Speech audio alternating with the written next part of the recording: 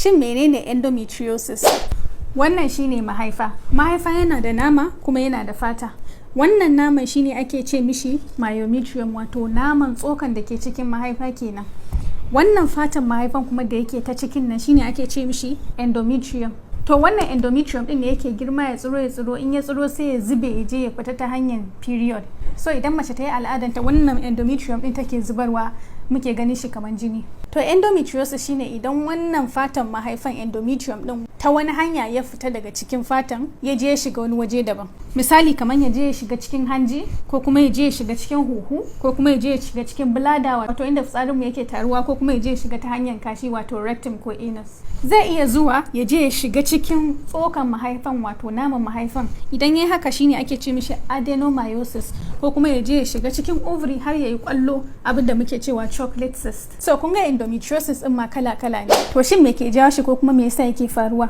A gaskiya ne har yanzu ba a san me takamaimai yake jawo endometriosis ba, amma ana da theories. Wato ana iya tunanin zai iya zuwa ta waɗannan hanyoyin. Theory na farko shine abin da muke cewa retrograde menstruation. Mace dama tana al'ada yanda muka yi bayani, wannan fatan wato endometrium din shine yake girma in ya tsiro sai ya zube ta mahaifa ya fita, sai ya fito kamar jini. Al'ada kenan. To retrograde menstruation theory yana tunanin cewa idan mace tana al'ada, instead of ta zubar da wannan al'adan ta ƙasa, wannan endometrium din wato shi jinin al'adan ta wani hanya zai iya yin reverse ya je ta tubes ya zube, saboda tubes din mace dama ta ƙarshe a buɗe yake, ya je ya wawwatsa a waɗannan wajajen da muka yi bayani din ya zama endometriosis.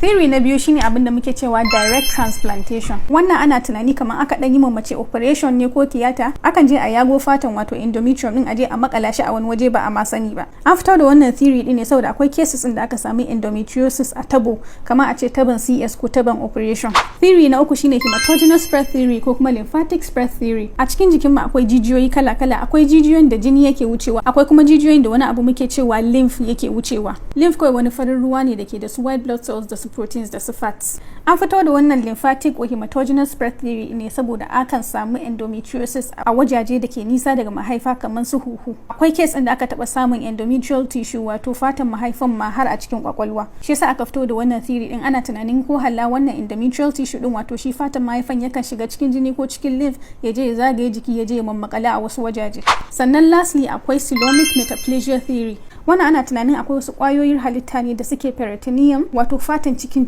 mu. Ana tunanin ko wayannan kwayoyin halittan za su iya transforming su koma irin kwayar halittan da ke cikin mahaifa wato shi endometrium din. Duk dai waɗannan theories ne, a gaskiya har yau ba a san me takamaimai yake jawo endometriosis ba. Idan mace tana da endometriosis akwai alamomin da za ta iya ji. Na farko shine ciwon mara, abinda muke cewa chronic pelvic pain, kullun tana cikin ciwon mara. Na biyu shine period pain, idan mace tana al'ada ta rinka wani irin ciwon mara na bala'i, ba normal ciwon mara da matan suke yi ba, wannan nasu yana tsanani. Na uku shine ciwo in tana ovulation wato idan ovary ta yana sake kwai. Na hudu ciwo in tana saduwa da mijinta. Na biyar ciwo in tana fitsari ko kuma ciwo in tana bayi, dan mun ce wannan fatan zai iya zuwa shi ma ya makala a bladder ko a rectum. Na shida zai iya bata matsalan aihuwa. Sannan na bakwai zai iya sa ta kullum tana cikin gajiya. A gaskiya dai mata masu endometriosis sun fi ciwo, yau ciwon mara, gobe period pain, jibi ciwon fitsari, gatan suna bayi suna ciwo, kullum dai suna cikin ciwo ne yawanci. Matsalar endometriosis shine babu wani takamaiman blood test da za a yi directly a ce gashi nan is positive kana da endometriosis. Diagnosis din shi gaskiya yana da wahala, ko ma specialist ma. Wani sa'in har sai an ji wani procedure abinda muke cewa laparoscopy tukunna ake gani. Wannan shine ake bula cikin mace a shiga da karamin kamera a duba halittan wajen. Wani sa'in za a iya ganin alamomin endometriosis in an yi haka. To shin menene maganin? A gaskiya unfortunately babu wani takamaiman cure for endometriosis, wato babu maganin da za a bayar a ce gashi nan ya tafi kwata-kwata.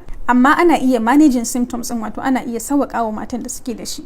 Na farko ana yin pain management, wannan shine ake basu analgesics wato painkillers kenan da za su iya zuwa su kashe musu zafi. Na biyu ana iya bada maganin family planning, domin an duba an ga maganin family planning yana iya zuwa ya samu wannan endometriosis din ya rage girman su. Na uku ana bada wasu irin hormones din kuma wanda ba na family planning din ba, duka suna zuwa su taimaka su shrinking wato su rage girman endometriosis. Duk fa mace tana zuwa ta ga gynecologist ne, ta ga specialist, su ne suke zaba mata maganin da ya dace dace da ita. Idan kuma endometriosis din ya ki sauki ya sa mace a gaba to sai an yi theater wato an yi operation kenan. Ana iya zuwa yi abin da muke cewa excision wato a shiga a je a tsitsince endometriosis din da aka gani, ko kuma a je a yi ablation wato a je a dan kokkona su. Idan chocolate cyst ne wato wanda yake ovary ana zuwa iya cirewa, idan ba zai cire ba akan cire ovary wata rana. Idan kuma ya sa mace a gaba kuma duk waɗannan sun kasa sauki to idan macen ta gama aihuwanta ana iya zuwa a yi operation da ake cewa total abdominal hysterectomy with bilateral salpingo-oophorectomy. Wannan shine ake zuwa a cire mahaifan gaba ɗaya da tubes din da kuma ovaries din. So a gaskiya dai endometriosis yana daga cikin cututtukan da suke ba wa likitoci ciwon kai. Babu takamaiman maganin shi amma ana iya managing din shi.